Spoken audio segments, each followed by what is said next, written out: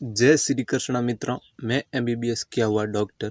अगर आप एक महिला हो या आपके घर में कोई महिला है तो ये वीडियो आपके लिए बहुत ज़रूरी है, क्योंकि महिलाओं के अंदर ऐसी कई सारी समस्याएं होती हैं जिनको महिलाएं दूसरों को बताने में शर्माती हैं, जिसके कारण उनको बाद में बहुत बड़ा नुकसान झेलना पड़ता है, क्योंकि वो समस्याएं धीरे धीरे बहुत बड़ी बन जाती है। और आज हम उसी के बारे में बात करेंगे, इसलिए ध्यान से सुन लेना ताकि आप इन समस्याओं से बच सको, और समस्या हो भी जाए तो इसका समाधान भी कर सको।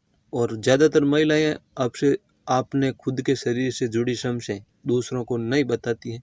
वह दर्द को भी सह लेती हैं लेकिन बोलती नहीं, क्योंकि वो सोचती हैं कि लोग क्या कहेंगे। ये बात बताना शर्म की बात है, ये तो हर किसी के साथ होता है। लेकिन सच्चाई ये है कि शरीर के अंदर छोटी छोटी समस्याएं बाद में बड़ी बीमारियों को पनपाती है, और इन समस्याओं को 1% भी नज़रअंदाज नहीं करना चाहिए। और शरीर हमें जब भी कोई समस्या होता है, शरीर के अंदर जब भी कोई बीमारी होती है, तो हमें पहले शरीर संकेत दे देता है, चेतावनी दे देता है, लेकिन हम उनको नज़रअंदाज कर देते हैं। अगर शरीर में बार बार थकान रहती है, शरीर कमज़ोर होना शुरू हो जाता है, वजन अचानक कम या ज़्यादा होने लग जाता है, तो ये कोई नॉर्मल बात नहीं। और महिलाएं ये सोचती हैं कि ज़्यादा काम के कारण ऐसा होता है, आराम करेंगे तो अपने आप ठीक हो जाएगा, लेकिन ऐसा सोचकर कभी भी मत बैठ जाना।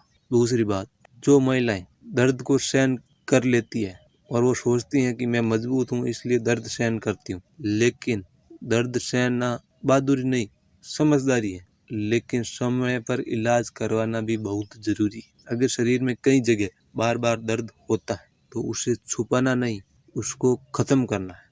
इसलिए इन चीज़ों का पूरा ध्यान रखें। तीसरी बात, शर्म को छोड़ दो और अपने शरीर का ध्यान रखो। यह कभी मत सोचो कि लोग क्या कहेंगे, लोग तो कुछ भी कह देंगे। और ज़्यादातर महिलाएं डॉक्टर के पास चले भी जाती है तो शर्म के कारण खुलकर बात भी नहीं करती, लेकिन डॉक्टर के सामने जो भी समस्या है पूरी बताना चाहिए, ताकि उनको भी पता चले कि आखिर समस्या है क्या। चौथी बात, समय पर जांच कराना भी बहुत जरूरी है, क्योंकि बीमारियां शुरू में तो बहुत छोटी होती है, लेकिन बाद में ऐसी हो जाती हैं जिनका इलाज भी ढंग से नहीं होता है।